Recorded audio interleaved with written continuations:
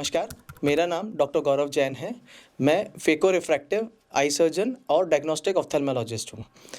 आज के इस पॉडकास्ट में हम लोग बात करेंगे आई ट्रांसप्लांट के बारे में, और इस टॉपिक के बारे में बात करने के लिए हमारे साथ एक स्पेशल गेस्ट जुड़ रहे हैं, doctor Anita Chahar ma'am. Thank you ma'am for joining us. Thank you, Gaurav, for giving me this chance to interact with young mind like you.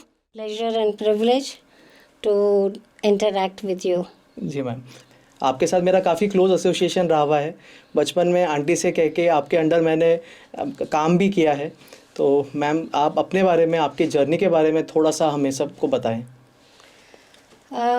मैंने Bikaner SP medical college join किया 1980 में, और तब से डिफरेंट पोजीशंस पे like assistant professor, associate professor and HOD, professor and HOD of ophthalmology SP medical college Bikaner में ही काम किया। और आपके फादर डॉक्टर जीसी जैन मेरे सीनियर कलीग रहे हैं। प्रैक्टिकली एवरी स्टेप पे उनके साथ काम किया, उनके यूनिट में काम किया। It is my pleasure now I am talking to the next generation, Dr. Gaurav Jain. Thank you ma'am. Ma'am, सबसे पहले अपन बेसिक जो आई ट्रांसप्लांट है उसके बारे में स्टार्टिंग में बात कर लेते हैं। तो आई ट्रांसप्लांट का शुरुआत कैसे हुआ मैम, उसके हिस्ट्री के बारे में कुछ बताएं आप। सबसे पहले तो गौरव मैं ये क्लैरिफाई करना चाहूँगी कि आई ट्रांसप्लांट जैसी कोई चीज़ नहीं होती, ये मिसनोमर है जी। आई एक बहुत बड़ा ऑर्गन है, like it's a round organ, attach होता है ब्रेन के साथ, ऑप्टिक नर्व के साथ। और अगर हम ऑप्टिक नर्व को कट करते हैं तो पूरी आई बॉल को ट्रांसप्लांट करना इज़ नॉट पॉसिबल। तो जनरली एक पार्ट है इसका, सबसे आगे का पार्ट कॉर्निया, जो कि ट्रांसपेरेंट होता है, केवल उसी को ट्रांसप्लांट किया जाता है। किसी भी कारण से अगर ये कॉर्निया जो कि ट्रांसपेरेंट होना चाहिए अगर धुंधला हो जाता है या सफ़ेद हो जाता है, जिसकी वजह से नज़र नहीं आ पा रही है आदमी को, तो उस डिजीज़ पोर्शन को, डिजीज़ कॉर्निया को रिमूव करके ट्रांसपेरेंट कॉर्निया ट्रांसप्लांट करते हैं।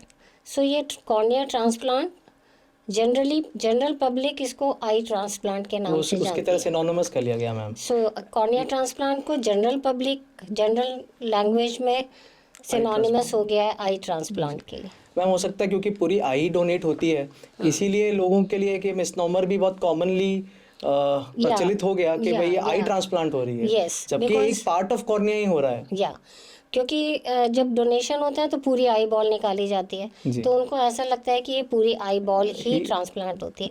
और इसी कारण कई बार जो पेशेंट जिनकी पूरी आंख बाहर निकाली हुई है किसी कारण से, लाइक इंजरी हो गई या बिल्कुल नॉनसिंग या कोई कैंसर की वजह से पूरी आई बॉल को निकालना पड़ा, वो लोग भी हमारे पास आते हैं ये सोच के कि शायद हमारी आई ट्रांसप्लांट हो पूरी जाएगी, आई ट्रांसप्लांट हो पूरी जाएगी। ट्रांसप्लांट हो जाएगी, जो फिर उनको समझाना पड़ता है कि ये पॉसिबल नहीं है। केवल एक कॉर्निया ट्रांसप्लांट, एक छोटा सा part of the I he transplant होगा। बिल्कुल मैम, शायद आज पॉसिबल नहीं है, बट जिस हिसाब से टेक्नोलॉजी जा रही है आगे, maybe in the future. We wish, अभी भी because so many patient will be benefited then. बिल्कुल मैम। मैम, आई ट्रांसप्लांट का स्टार्टिंग जो हुआ उसके हिस्ट्री के बारे में अगर आप कुछ बता सकें तो। कॉर्निया ट्रांसप्लांट काफ़ी से सबसे पहले शायद चेकोस्लोवाकिया में हुआ, उसके बाद न्यूयॉर्क अमेरिका में फर्स्ट सक्सेसफुल कॉर्निया ट्रांसप्लांट 1944-45 के आसपास हुआ। फिर वहाँ पर करीब 10 आई बैंक्स ने मिलके एक eye bank association of America बनाया। I am talking about 1944-45। जी। इंडिया में भी मेड्रास में करीब 1970 के आसपास कॉर्निया ट्रांसप्लांट शुरू हो गया था, और धीरे धीरे डेवलप होते होते यहाँ पर भी अलग अलग जगहों पे कॉर्निया ट्रांसप्लांट होने लगा। 1989 में eye bank association of India establish हुई हैदराबाद में, डॉक्टर गुलापल्ली एंड राव, जो अमेरिका से ही कॉर्निया फेलोशिप करके आए थे। इनफैक्ट कॉर्निया में he was a very established surgeon there, पर he decided to come back to India and serve Indians जी। तो उन्होंने हैदराबाद में आके एलवी प्रसाद आई हॉस्पिटल में कॉर्निया का पूरा सेटअप किया, आई बैंक सेटअप किया, eye transplant surgery and all fellowship cornea में शुरू करी, जो आज भी बहुत अच्छे लेवल पे जानी जाती है। जिसको भी अपना करियर कॉर्निया एंड केराटोप्लास्टी में करना होता है तो एलवी प्रसाद की फेलोशिप को अभी एक भी गोल्ड स्टैंडर्ड है मैम आज भी। एवरीबडी या look forward to join there. Ma'am एक अपन ओवरव्यू भी वी कैन टॉक अबाउट कि केराटोप्लास्टी के क्या क्या टाइप्स होते हैं, सो एक इन जनरल लोगों को थोड़ा सा पता पड़े उसके बारे में। एक तो जो जैसे मैं इसको थोड़ा सा डिफरेंटली बताना जी, चाहूँगी मैम। कि जो डोनेटेड आई है उसको हम कैसे यूज़ करते हैं। जी। डोनेटेड आई जनरली हम पूरी आई बॉल को निकालते हैं, वो इसलिए, और हमेशा डेथ के बाद निकालते हैं। ये ज़रा भी कंफ्यूजन जनरल पब्लिक को नहीं होना चाहिए कि नियर डेथ मतलब पेशेंट जो उसकी डेथ होने वाली है 2-4-6 घंटों में उसकी आई कंसेंट लेके निकाल लेते होंगे, नहीं। हमेशा सर्टिफाइड डेथ के बाद 4-6 घंटे के अंदर कॉर्निया आई बॉल निकालते हैं, जिसको इन्यूक्लेशन कहते हैं। होल आई बॉल निकालते हैं क्योंकि कॉर्निया के पीछे एक चैम्बर होता है, एंटीरियर चैम्बर, उसके अंदर पानी जैसा लिक्विड होता है जिसको कहते हैं एक्वस ह्यूमर।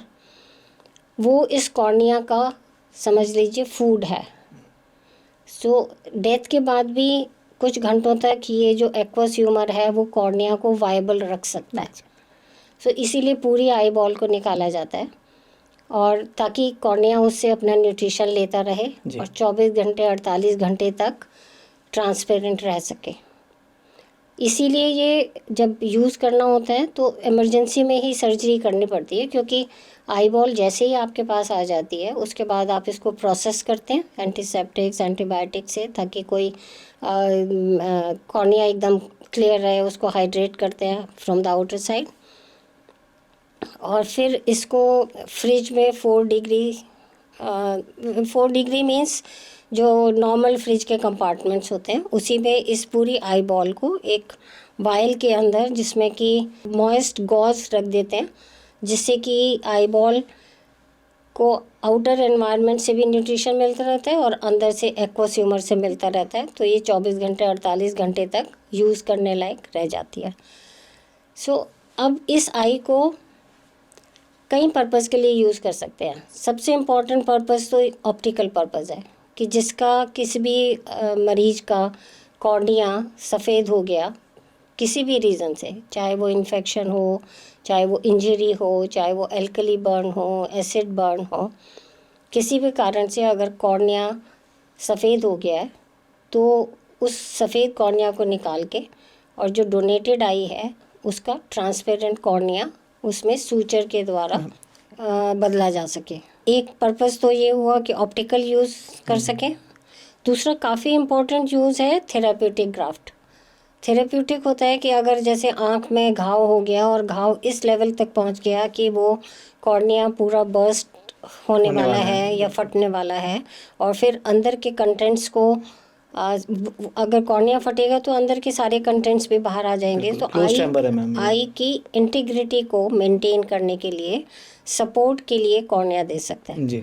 सो उसके लिए अगर अपनी कोई आई बॉल जो डोनेटेड आई है और वो 48 घंटे के अंदर यूज़ नहीं हो पा रही है किसी भी कारण से, तो उस कॉर्निया को प्रिजर्व कर लिया जाता है, जो कि 1 साल तक यूज़ कर सकते हैं फॉर सपोर्ट पर्पस। एक यूज़ ये हो सकता है। इसके अलावा काफ़ी बड़ा यूज़ ट्रेनिंग एंड टीचिंग के लिए भी होता है। मेडिकल कॉलेज में बहुत सारे पीजी स्टूडेंट्स होते हैं जिनको कि सर्जरी के बारे में बहुत सारे स्टेप्स हैं जो कि पेशेंट पे करने से पहले इसके ऊपर करके देखें, डोनेटेड आई के ऊपर। ये वेट लैब कहलाती है और हर मेडिकल कॉलेज में इस तरह का जहाँ कहीं भी आई बैंक और कॉर्निया होता है तो वेट लैब हमेशा होती है, एस्टेब्लिश होती है, जिसमें कि स्टूडेंट्स कैन प्रैक्टिस और even surgeon, even faculty can practice a new surgery on these donated eyes, ताकि पेशेंट को अच्छा रिजल्ट दे सकें। बिल्कुल मैम। प्लस आजकल जो मॉडर्न टेक्नोलॉजीज़ के साथ अपने पार्शियल थिकनेस ग्राफ्टिंग भी होने लग गई है, तो वो भी हाँ, एक्चुअली क्या है कि कॉर्निया एक तो साइज़ में होता है 11 मिलीमीटर बाय 12 मिलीमीटर, और दूसरी इसकी थिकनेस है, और थिकनेस में इसमें करीब 5 लेयर्स होती है। बिल्कुल मैम। सो अगर पूरा थिकनेस या से 3/4 ऑफ द थिकनेस कॉर्निया की इन्वॉल्व है, तो पूरा का पूरा कॉर्निया ट्रांसप्लांट, पूरा की पूरी एक डिस्क है से 7 मिलीमीटर की निकालते हैं, जो ओपेक कॉर्निया की निकालते हैं और ट्रांसपेरेंट की निकालते हैं।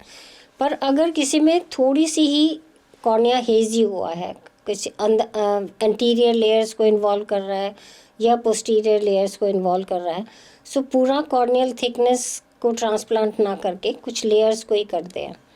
और इसमें कॉर्निया की जो सबसे पीछे की लेयर होती है, एंडोथेलियम एंड डेस्मेट्स मेम्ब्रेन, वो बहुत इम्पॉर्टेंट रोल प्ले करती हैं।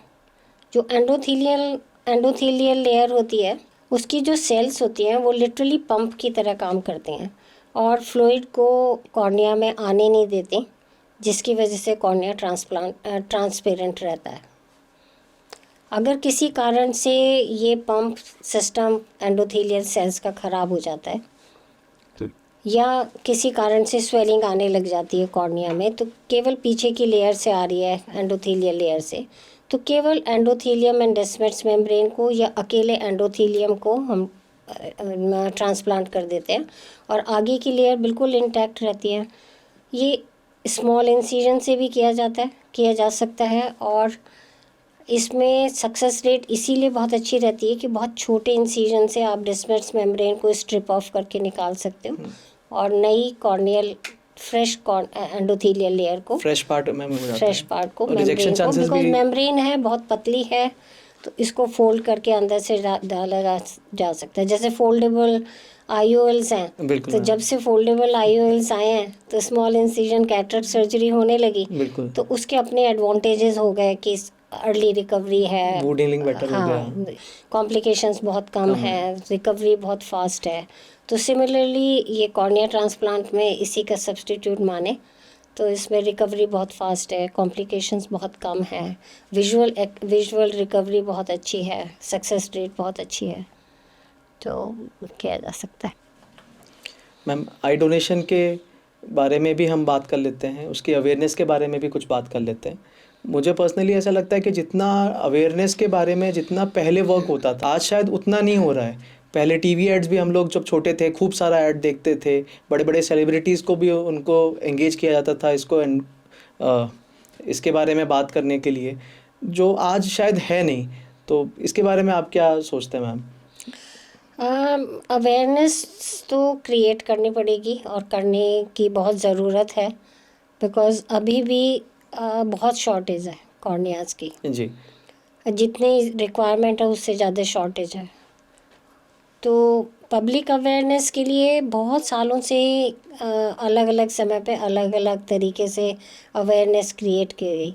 मुझे ध्यान आता है बहुत पहले हिंदुस्तान टाइम्स ने ये बीड़ा उठाया था कि या टाइम्स ऑफ इंडिया ने, I am not very sure, कि पब्लिक को अवेयर किया जाए। तो उन्होंने अपने अखबार में ऐड देने शुरू किए, वहाँ से शुरू हुई, NGOs जुड़े काफ़ी involve इनके हुए। साथ। सो NGOs प्लेज फॉर्म भरवाया करते थे, और प्लेज फॉर्म का मेन पर्पज़ यही होता था कि पब्लिक को, और केवल उस आदमी को नहीं जिसने इच्छा की है कि मैं अपनी आई डोनेट करूँगा, उसकी पूरी फैमिली को अवेयर करा जाए कि जी। आई डोनेशन क्या चीज़ है, क्यों करना चाहिए, क्या इसके फ़ायदे हैं। क्योंकि अगर फैमिली अवेयर होगी तभी समझ लो कि अगर कोई आदमी डोनेशन चाहता है करना, अपनी डोनेट करना चाहता है आई को, तभी संभव हो पाएगा, जी क्योंकि ये डोनेशन डेथ के बाद होता है। बिल्कुल मैम। उसको एग्जीक्यूट उसके साथ वाले लोग ही करेंगे। जी सो जब तक उनके साथ बात नहीं होगी तब तक अवेयरनेस का कोई मतलब नहीं रहता।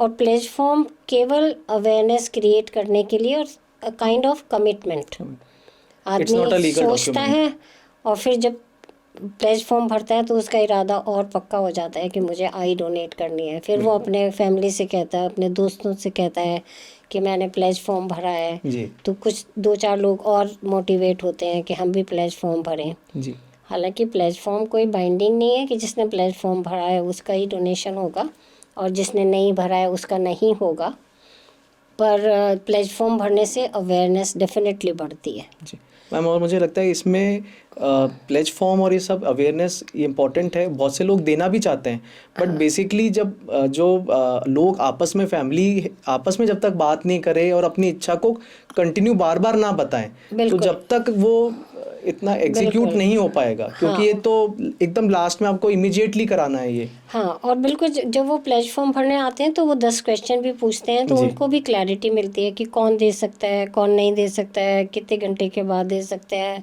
कैसे इन्फॉर्म कर सकते हैं, आई बैंक कहाँ है, उसका फ़ोन नंबर क्या है, हम रात में फ़ोन करें किसे तो कोई दें? आ जाएगा क्या लेने के लिए।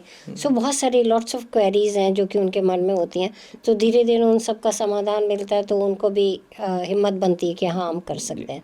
प्लस जिन लोगों ने प्लेटफॉर्म भरे होते हैं या जितने भी लोग कोई कैंप में आई कैंप फॉर आई डोनेशन लगाया जाता है, for only for I donation, तो जिसमें प्लेटफॉर्म भरते हैं तो उसमें फिर एक दूसरे से बात करते हैं। तो एक्चुअली क्या होता है कि इसका बड़ा टीडियस सा प्रोसीजर ये है कि जब आई डोनेशन का टाइम आता है उस समय घर में इतना दुख का माहौल होता है जी। कि आदमी बिल्कुल भूल जाता है, जिसने फॉर्म भरा हुआ होता है उसके घर वाले भी भूल जाते हैं कि इनकी आई डोनेट करनी है। और वो इनफैक्ट उनको बहुत बार तो ऐसे ही हुआ कि पता चला कि 10-12 घंटे के बाद जब उन्हें थोड़ा सा बैठे थोड़ा उसमें, तब ध्यान आया अरे इन्होंने तो आई डोनेशन के लिए कहा था, हम तो भूल ही गए। बिल्कुल मैम। तो ऐसे समय पे अगर कोई दोस्त या कोई घर का कोई मेंबर, या फॉर दैट मैटर इसीलिए आई काउंसलर्स का रोल आया कि जो आई काउंसलर्स हैं, अगर उनको पता चलता है कि अगर जैसे हॉस्पिटल में कोई डेथ हुई है उसको पता चलता है, तो वो जाके बात करते हैं। उनके रिलेटिव से बात कर सकता है कि भाई आई डोनेशन का एक पॉसिबिलिटी है अगर आप करना चाहो तो। बिल्कुल मैम, इनफैक्ट आईसीयू पेशेंट्स के लिए ये क्लॉज भी है कि जो भी काउंसलर्स हैं, जो पेशेंट्स आईसीयू में इनफैक्ट जो भर्ती हैं या बहुत ज़्यादा सिक हैं, तो उनके रिलेटिव से भी उनको बात किया उनको जाए। हाँ, और बल्कि उनको 2-4 दिन पहले से बात करते हैं इस Exactly. बारे में, तो वो लोग भी मेंटली प्रिपेयर हो जाते हैं। सो ग्रीफ काउंसलर्स कहते थे उन्हीं को इसीलिए कि वो बहुत they have to be very sensitive for talking such an issue, because माहौल ऐसा होता है, आपको कहते हुए बहुत हिम्मत चाहिए होती है, कन्विंसिंग पावर चाहिए होती है। तो ग्रीफ काउंसलर का बहुत बड़ा रोल आया आई बैंकिंग में। और एक्चुअली क्या है, जैसे श्रीलंका है जी। वहाँ पर एक ये अंडरस्टैंडिंग है कि अगर किसी ने अपने लाइफ टाइम में नेगेटिव विल नहीं भरी, do you know what is negative will? नहीं ma'am. So negative will is कि मैं अगर ये कहूँ कि अपने लाइफ टाइम में कि मेरे मरने के बाद आई डोनेशन नहीं करना है, अगर किसी ने ऐसी विल नहीं भरी हुई है तो ये कंसिडर किया जाता है कि सबकी आई इसके डोनेशन के लायक है और की जा सकती है। तो वहाँ पर इसीलिए आई डोनेशन बहुत ज़्यादा होता है और आसपास की कंट्री में भी दिया जाता है वो। बिल्कुल मैम, और मेरे ख्याल से इसीलिए वापस से थोड़ा सा अवेयरनेस को बढ़ाने का काम करना चाहिए सभी को मिलके, सभी को क्योंकि मिलके, ये डेफिनेटली सभी को मिलके। कोई भी मिस हैपनिंग के टाइम पे ये तो शायद हो सकता है सबसे लास्ट ऐसी चीज़ हो जो याद आए। यस। और इनफैक्ट आप जो अभी कह रहे थे वही हम लोग के साथ भी हुआ, जबकि हम तो खुद ही अपन सब ऑप्थेल्मोलॉजिस्ट हैं। मेरे ताऊजी की डेथ हुई थी तो सब कुछ हो गया, and when we came back then I realize कि डोनेट करानी चाहिए थी। और वो लोग भी मतलब उनके इमीडिएट फैमिली भी बहुत हैप्पी होते हैं कि हाँ भाई हमने डोनेट किया, बट वो याद ही नहीं आता उस समय। याद ही नहीं आता उस समय, बिकॉज रेगुलर फिनोमिना नहीं है। एग्जैक्टली। तो बहुत ज़्यादा रेगुलर फिनोमिना हो जाएगा तो फिर ये भी थोड़ा कम हो जाएगा। लोग अपने आप ही आगे आके फ़ोन करेंगे, बुला लेंगे, और वो होना इमीडिएटली है, उसमें वेट तो कर ही नहीं सकते हैं। आपने तो शास्त्रों में भी आई डोनेशन के बारे में बात की हुई है, तो ये तो तब भी शायद चला होगा बहुत सालों पहले, हजारों सालों पहले भी जी। इस तरह का। इसी में ही अपने डोनर शॉर्टेजेस को कैसे और ठीक किया जा सकता है? डोनर शॉर्टेजेस को एक तो अवेयरनेस बढ़ाने से, और दूसरा आई बैंकिंग की कनेक्टिविटी बढ़ाने से। जो डोनेशन सेंटर्स हैं, अभी तो खैर काफ़ी फ़र्क भी पड़ गया है इस बात से, क्योंकि कम्युनिकेशन के साधन इतने अच्छे हो गए हैं, ट्रांसपोर्टेशन के साधन इतने अच्छे हो गए हैं, प्रिजर्वेटिव मीडिया आ गए हैं कि जिसमें कॉर्निया को 2 दिन के बजाय 7 दिन तक 10 दिन तक रखा जा सकता है और एक जगह से दूसरी जगह पे आराम से भेजा जा सकता है। सो इस तो एक से एक कलेक्शन सेंटर है और उसके साथ कई सारे आई बैंक जुड़े हुए हैं। जिसको ज़रूरत होती है वो अपनी डिमांड डाल देता है और उसको आई बैंक अगर उसके पास अवेलेबिलिटी होती है तो फुलफिल कर सकते हैं। मैं but I am not wrong, if I am not wrong, ये सेंट्रलाइज लेवल का चाहे स्टेट लेवल पे हो या इंडिया लेवल पे हो, कोई बहुत ज़्यादा स्ट्रीमलाइन नहीं है ये सब कुछ। बस वो स्ट्रीमलाइन एक्चुअली एक थोड़ी सी इसमें ये भी एक प्रॉब्लम ही कहेंगे कि आई डोनेशन का अवेयरनेस और उसकी यूटिलाइजेशन का दोनों का पैरेलल चलना चाहिए। जी सो अभी केवल आई डोनेशन की शॉर्टेज नहीं है, आईज की शॉर्टेज नहीं है, ट्रेंड आई सर्जन्स, ट्रेंड कॉर्नियल सर्जन्स की भी बहुत शॉर्टेज है। जी सो ट्रेंड कॉर्नियल सर्जन्स को जब तक नहीं बढ़ाया जाएगा तो ऑप्टिमम यूटिलाइजेशन डोनेटेड आइज का भी नहीं हो पाएगा। प्लस वो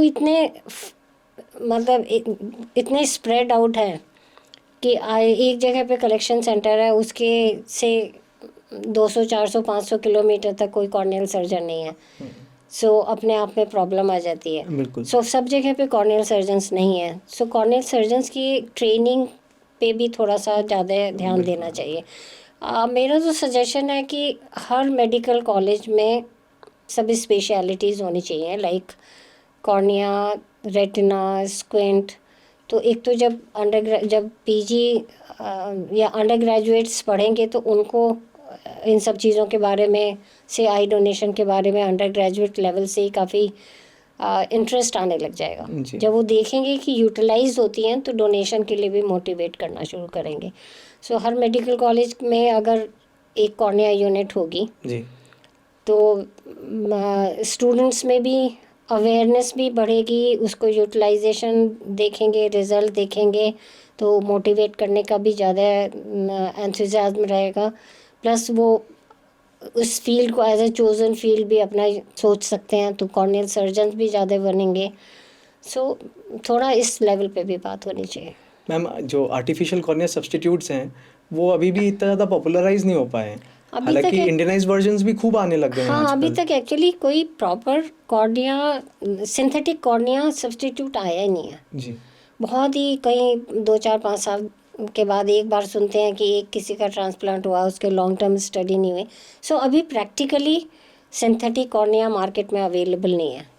सो ये एक्चुअली जैसे जब से IOL आए, इंट्राऑक्यूलर लेंस आए, तो कैटरेक्ट सर्जरी में ड्रामेटिक चेंज आ गया। जी। और इसी तरीके से अगर सिंथेटिक कॉर्निया आ जाए और उसकी सक्सेस रेट इसी तरह से हो जाए तो इतना इजी हो जाएगा सारा प्रोसीजर्स कि बहुत सारे लोग ऑप्ट भी करने लगेंगे to become a corneal surgeon. अभी इनफैक्ट लैब्रोन भी बहुत टाइम से सुनते आ रहे हैं, बट उसका भी कोई सिग्निफिकेंट उसमें कोई इम्प्रूवमेंट या ऐसा कुछ कहीं भी लॉन्ग टर्म स्टडी कुछ भी नहीं आया है। अभी नहीं आया, बिल्कुल। सो थोड़ा सा कॉर्नियल सर्जन्स की ट्रेनिंग पैरेलल चलनी चाहिए और काफ़ी ज़्यादा नंबर में होनी चाहिए। अभी बहुत रनिंग आई बैंक्स जहाँ पे कि केराटोप्लास्टीज होती हों बहुत गिनती के हैं इंडिया में। काफ़ी शॉर्टेज है। मैम, कोई कैंडिडेट सूटेबल है या एलिजिबल है कॉर्नियल ट्रांसप्लांट के लिए, ये प्रोसेस कैसे होता है? हाँ, इससे पहले करने चाहेंगे कि से for smooth running of I bank आपको आई कलेक्शन के लिए टीम चाहिए जो कि 24 घंटे तैयार रहे और इंस्ट्रूमेंट 24 घंटे तैयार रहें, स्टेरलाइज रहें कि कॉल किसी भी समय आ जाए, दिन में आ जाए चाहे रात में आ जाए, जैसे ही कॉल आई तो वो 15 मिनट में तैयार हो जाए। और आई सर्जन चाहिए जो कि कोई भी जो पीजी रेजिडेंट्स जो कि आई डिपार्टमेंट में काम कर रहे हैं जी, वो इस काम के लिए ट्रेंड कर दिए जाते हैं और वो ही ऑन कॉल रहते हैं और जनरली वो लेकर आते हैं। या कोई भी डॉक्टर जो कि इसमें इवन हैदराबाद ने टेक्नीशियन ट्रेनिंग भी चालू की थी जिनको इन्यूक्लेशन के लिए ट्रेंड करते थे और फिर आई कलेक्ट करने के लिए ही उनको भेजा जाता था। पर जनरली उनके साथ भी एक डॉक्टर आता था ताकि सर्टिफाइड, कई बार अगर होम से लेके आनी है तो सर्टिफाइड डेथ का पता होना बहुत ज़रूरी है जी। सो वो एक रहता है। So for smooth running of I bank सबसे पहले तो आइज़ आनी चाहिए। जैसे ही आइज़ आती हैं उनको प्रोसेस करते हैं, देखते हैं कि वो किस क्वालिटी की आइज़ है।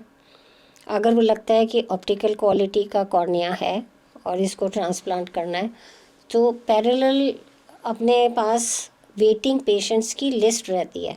और वेटिंग पेशेंट का जनरली से मैं दिखाना चाहूँगी कि उनके फ़ोटोग्राफ लेके ऐसे, और इसी फ़ोटोग्राफ के पीछे उनका सब नाम, एड्रेस, विलेज का नाम, फ़ोन नंबर, कॉन्टैक्ट पर्सन किसको कर सकते हैं, ताकि इनको जब भी कॉल करें तो ये भी उतनी ही जल्दी हॉस्पिटल सकें। आने के लिए तैयार हो जाए।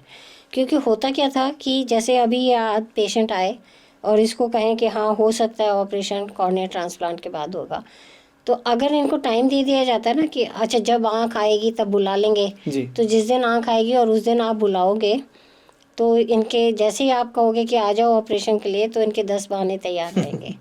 सबसे कॉमन बहाना होता है अभी तो नहीं आ सकता, घर में कोई शादी है, हाँ, कोई और काम आ गया। हाँ कोई काम है, मेरा तो बेटा घर पे नहीं है, अभी नहीं आ सकता। सो इसलिए क्या होता था कि एक आइज़ आई तो हम 4-5 लोगों को कॉल करते थे साइमल्टेनियसली, कि उनमें से एक या दो भी आ जाएंगे तो उनको ट्रांसप्लांट किया जा सकता है। जी। सो इनफैक्ट मैम ये वेटिंग पेशेंट की लिस्ट तैयार रखते हैं ताकि इनको बुला लिया जाए।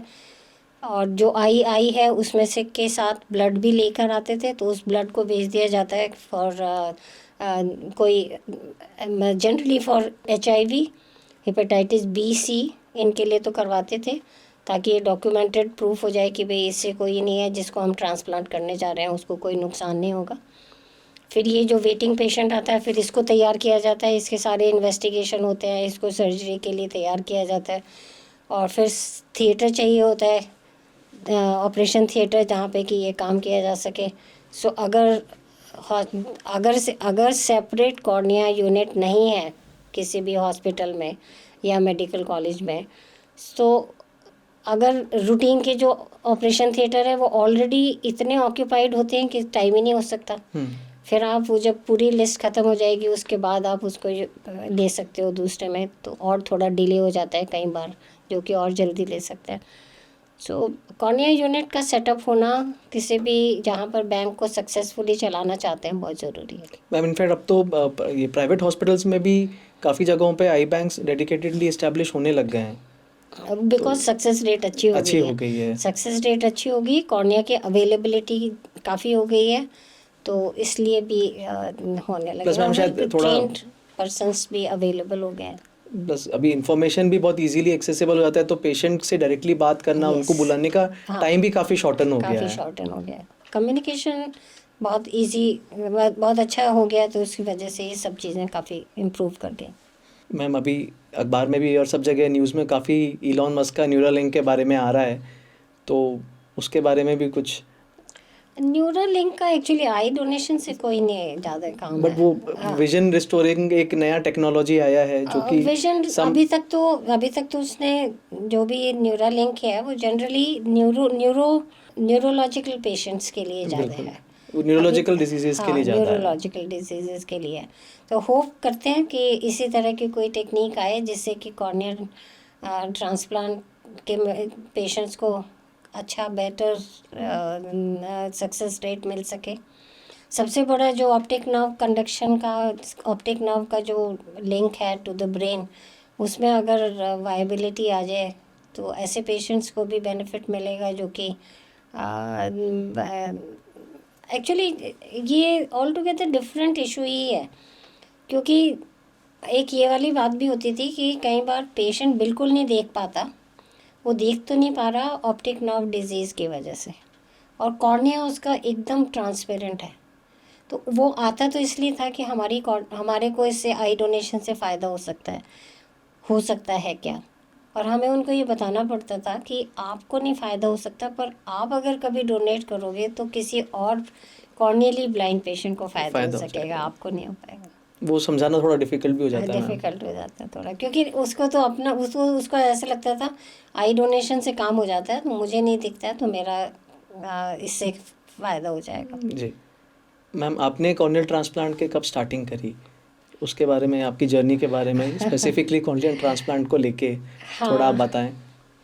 एक्चुअली इंटरेस्टिंग ही रहा, क्योंकि मैं मेडिकल कॉलेज में मैंने ज्वाइन किया एज असिस्टेंट प्रोफेसर। तो आई बैंक एक तरीके से था तो सही, क्योंकि हमें इतना लिटरेचर यहाँ पे अवेलेबल था अवेयरनेस का, आई डोनेशन का, पर सर्जरीज नहीं होती थी, कॉर्निया ट्रांसप्लांट नहीं होता था, और होता भी था तो बहुत ही रेयरली होता था। से इसका मतलब मेरे को ये समझ में आया कि यहाँ पे आई बैंक तो इस्टेब्लिश था, मतलब आई बैंक तो था, पर उस समय पे पर्टिकुलरली कुछ कारणों से रहा होगा कि आई डोनेशन काफ़ी कम रहा। तो से 1994 तक करीब, अगर पुराना रिकॉर्ड भी कुछ अवेलेबल नहीं था, जो उस समय तक थोड़ा बहुत कलेक्ट किया, तो ऐसा था कि जैसे लाइक पिछले 5 सालों का ट्रेस कर पाए, तो 5 साल के में 30 आईज आई हुई थी। 99 के करीब मतलब रिकॉर्ड मेंटेन करना शुरू किया, और इस बीच में मतलब से 84 से और 94 तक के बीच में 10 साल के बीच में बीकानेर में थोड़ा एनजीओ तैयार करे, आई डोनेशन अवेयरनेस क्रिएट करी, लोगों का थोड़ा इंटरेस्ट इसमें वो करा। मैंने खुद ने जाके कहीं पे ट्रेनिंग ली आई कॉर्निया ट्रांसप्लांट की, और डिपार्टमेंट ने सहयोग किया, तो मैंने शुरू किया, काम करना शुरू करा, और धीरे धीरे करते करते जहाँ जैसे 5 साल में 30 आईज आई थी, फिर धीरे धीरे बढ़ते बढ़ते आई थिंक इन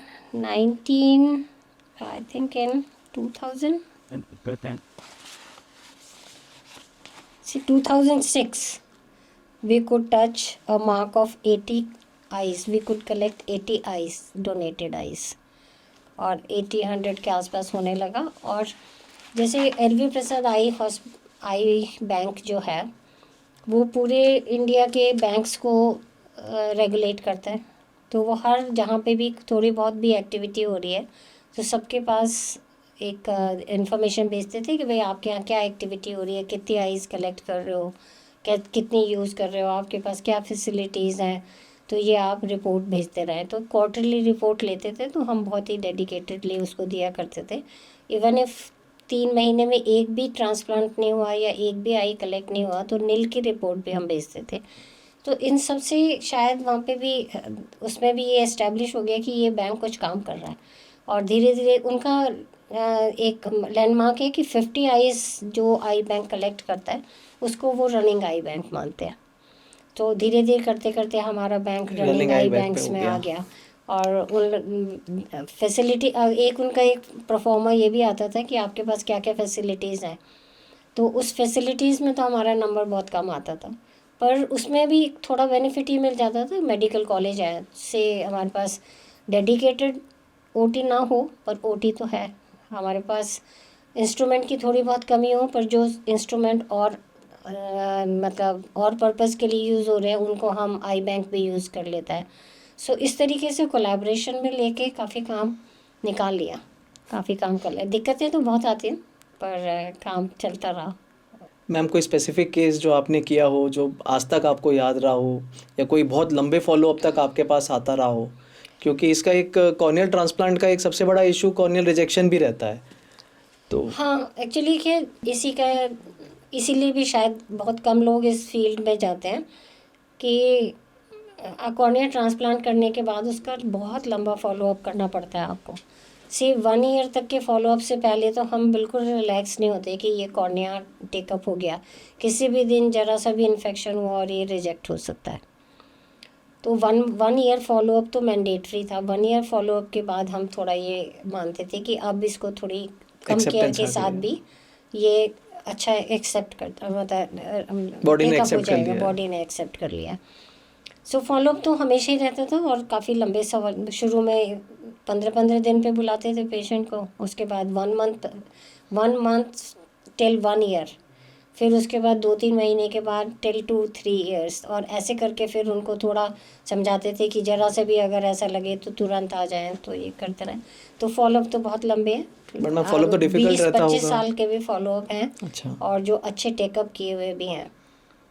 और जो आप कह रहे हो कि इंटरेस्टिंग पेशेंट्स, तो उसमें कुछ तो हैं, जैसे बहुत छोटे बच्चे हैं, से 5 साल 6 साल 8 साल के, जिनका कि ट्रांसप्लांट किया और उनको विजन मिल पाया, तो वो दैट वाज वेरी ग्रेटिफाइंग। और वो काफ़ी लंबा फॉलोअप है। एक पेशेंट तो मैंने अभी कुछ पिछले महीनों में ही देखा होगा, और उसका ट्रांसप्लांट किया था जो वो बच्ची थी 8-10 साल की, और अभी है वो 35 इयर्स की। तो इतना लंबा काफ़ी फॉलोअप लंबा भी फॉलोअप देखा, हो गया मैम। और क्लियर कॉर्निया है और विजन अच्छा है उसका। सो इन बच्चों में अगर अपने ट्रांसप्लांट कर पाते हैं तो विजन रेस्टोरेशन इनका बहुत अच्छा हो सकता है, क्योंकि अगर बचपन में नहीं हुआ तो एम्ब्लायोपिया होने के पूरे बहुत चांसेस रहते हैं। बड़े होने के बाद फिर विजन रेस्टोर करना पॉसिबल नहीं हो पाता।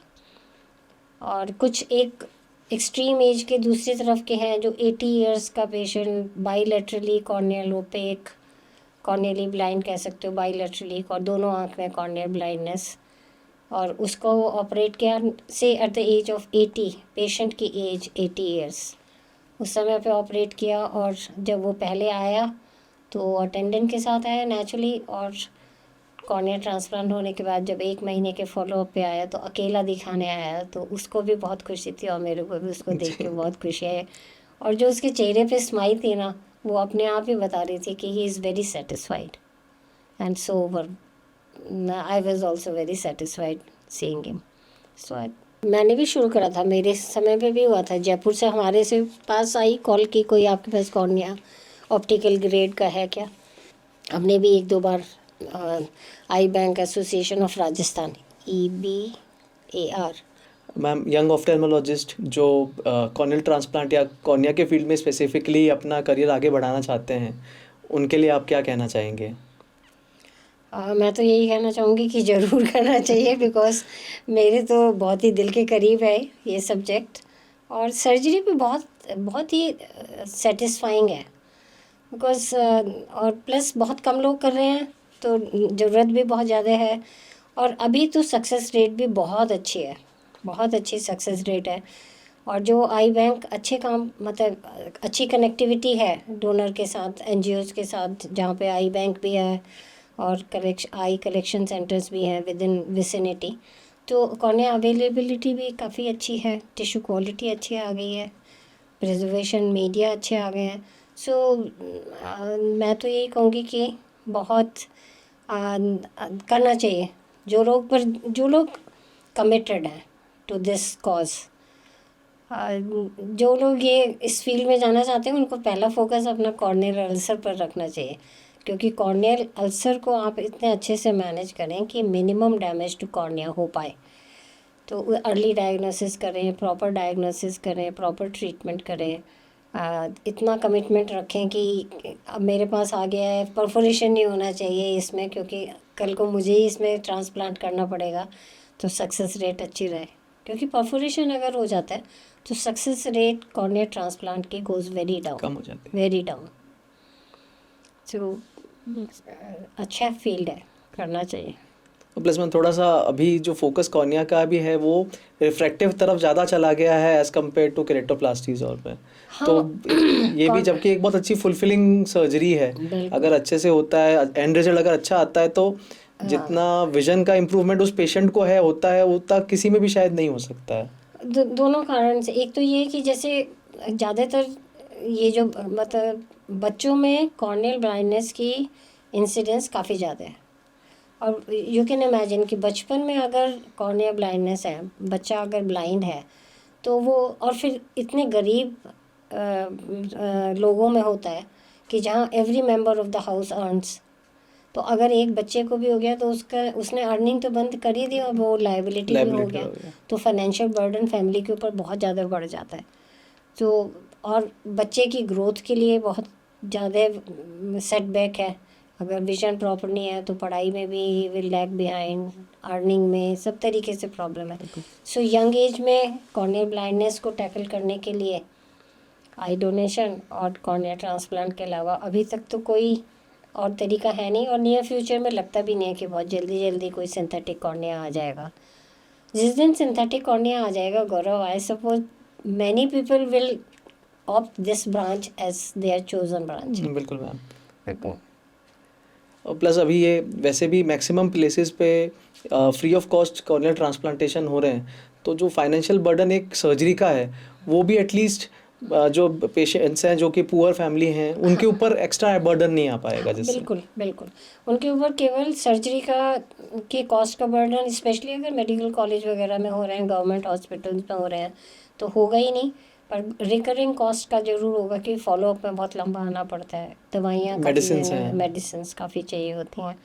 तो इस तरीके का है, बर्डन तो बर्डन होता है उनके ऊपर, फाइनेंशियल बर्डन, बिकॉज ज़्यादातर ये पेशेंट बच्चे जो हैं बहुत ही पुअर फैमिली के होते हैं, क्योंकि शायद वहाँ पे वो ध्यान नहीं रख पाते हैं, हाइजीन का भी ध्यान नहीं रख पाते हैं, इंजरीज़ का भी ध्यान नहीं रख पाते हैं, तो ज़्यादा चांसेस। तो मैम वैसे भी ज़्यादा विलेजेस और के मतलब ये एक तो डेमोग्राफिक डेटा भी अवेलेबल ही है कि कॉर्नियल इंजरीज और ज़्यादा विलेज साइड में ही होती हैं एज कम्पेयर टू सिटी बच्चे साइड। थोड़े नेग्लेक्टेड रहते हैं क्योंकि पेरेंट्स उतना उनको ध्यान नहीं दे पाते हैं, तो इसलिए। मैम क्विकली समराइज करते हैं, आई डोनेशन कौन कर सकता है? आई डोनेशन कोई भी वो आदमी कर सकता है जिसका कॉर्निया ट्रांसप्लांट है। और कॉर्निया कैसे पता चलता है ट्रांसप्लांट है? कि सामने जो अपने देखते हैं काली पुतली दिखती है, तो ये बेसिकली काली पुतली नहीं है, पुतली तो ट्रांसपेरेंट है, पर इसके पीछे का जो स्ट्रक्चर है वो आइरिस जो है वो ब्राउन होती है, वो थोड़ा काली लगती है, तो उसकी वजह से इसको काली पुतली बोलते हैं। तो जिसका भी कॉर्निया ट्रांसप्लांट, कॉर्निया क्लियर है, वो आई डोनेशन कर सकता है। वो चाहे डायबिटिक हो, चाहे वो हाइपरटेंसिव हो, चाहे उसने कैटरेक्ट ऑपरेशन करा रखा हो, अगर कॉर्निया क्लियर है तो वो डोनेशन कर सकता है। मैम अगर सेफ ही हो गया कहना कि अगर आपको अपने आँख का कलर दिख रहा है then you are eligible to donate your eyes. Yes, you can say that easy language में, तो यही एक बात है। Other end of the spectrum की बात करते हैं, जिसको कॉर्नियल डिजीज़ है, जिसका कॉर्निया अब जो है ओपेक है, वो कैसे कॉर्नियल ट्रांसप्लांट का फ़ायदा उठा सकता है? जिसका कॉर्निया ओपेक है तो उसी को ही जो डोनेटेड आई होगी, अगर उसका अगर डोनेटेड आई का कॉर्निया ऑप्टिकल ग्रेड का है, मींस ट्रांसपेरेंसी उसकी बहुत अच्छी है, तो उसको ट्रांसप्लांट कर सकते हैं ओपेक कॉर्निया से रिप्लेस करके। Ma'am other end of the spectrum की भी बात कर लेते हैं, जिस पेशेंट का कॉर्निया जो है ओपेक है तो वो आई ट्रांसप्लांट के लिए कैसे अप्रोच करे? एक्चुअली किसी भी मेडिकल कॉलेज में आके वो ओपीडी में दिखाएगा तो उसको बताया जाएगा कि भाई आपका कॉर्निया ट्रांसप्लांट हो सकता है, तो उसको एक वेटिंग लिस्ट में डाल देंगे, उसका सारा एड्रेस, नाम, कॉन्टैक्ट नंबर वो सब लेके लिख लेते हैं और वेटिंग लिस्ट तैयार कर लेते हैं। तो जैसे ही कोई, और उसको बता दिया जाता है किस तरह की सर्जरी होगी, क्या कॉम्प्लिकेशंस होंगे, क्या एक्सपेक्टेशंस होनी चाहिए। एक बार बुलाने पे इमीडिएटली आना पड़ेगा जब भी आई आएगी, तो अगर वो सब चीज़ें समझ आता है और एग्री करता है कि हाँ मैं ट्रांसप्लांट कराने के लिए तैयार हूँ, तो एक वेटिंग लिस्ट तैयार कर लेते हैं और उसको जब भी कोई कॉर्निया इस लायक आता है कि जिसको ट्रांसप्लांट किया जाता है तो उसको कॉल करके और बुलाया जाता है और फिर ट्रांसप्लांट कर सकते हैं। उसमें भी थोड़ा इनको इमीडिएटली मतलब they have to be ready कि भी हमें कॉल कभी भी आ सकता है। कॉल कभी भी आ सकती है, mentally they have to be prepared कि हमें अब सर्जरी के लिए अब हम अपना नाम लिखवा चुके हैं सर्जरी के लिए, और जब भी कोई आएगी तो हमारे पास कॉल आएगी और हमें इमीडिएटली आना है, क्योंकि ट्रांसप्लांट करने के लिए एक लिमिटेड पीरियड है 24 से 48 घंटे, उसी बीच उस तब तक कर दें तो उसके सक्सेस रेट अच्छी रहेगी, नहीं तो फिर कॉर्निया ख़राब होने लगता है, कॉर्निया की ट्रांसपेरेंसी लूज़ होने लगती है, तो फिर वो ट्रांसप्लांट के लायक नहीं रहता। तो ये चीज़ें उसको अच्छे से समझाया जाता है, उसके साथ प्रॉपर काउंसलिंग की जाती है, उसको बैठा के समझा के कि भाई क्या है, क्या सर्जरी है, क्यों इतनी अर्जेंसी है, क्यों आपको उसी समय आना पड़ेगा और क्यों हम अभी नहीं कर सकते हैं। सो ये सब चीज़ें उसके साथ डिस्कस करते हैं पेशेंट के साथ। मैम लास्ट में कॉर्नियल ट्रांसप्लांट, आई ट्रांसप्लांट के लिए आप सभी को क्या मैसेज देना चाहेंगे? मैं एक तो ये देना चाहूँगी कि जो भी जैसे जिसका कॉर्निया, जिसकी आँख सफ़ेद लगती है, तो उस पेशेंट को या उसके घर वालों को उसको आई हॉस्पिटल में दिखाना चाहिए।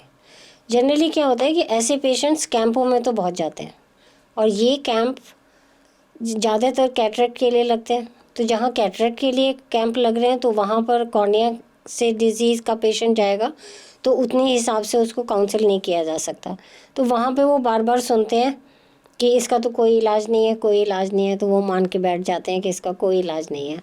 पर ऐसे पेशेंट्स को मेडिकल कॉलेज, बड़े हॉस्पिटल्स, डॉक्टर को प्रॉपरली दिखाना चाहिए और उनसे पता करना चाहिए कि इसका इलाज कहाँ पर संभव है, क्योंकि सब जगह आई बैंक नहीं है, सब जगह कॉर्नियल सर्जन्स नहीं है।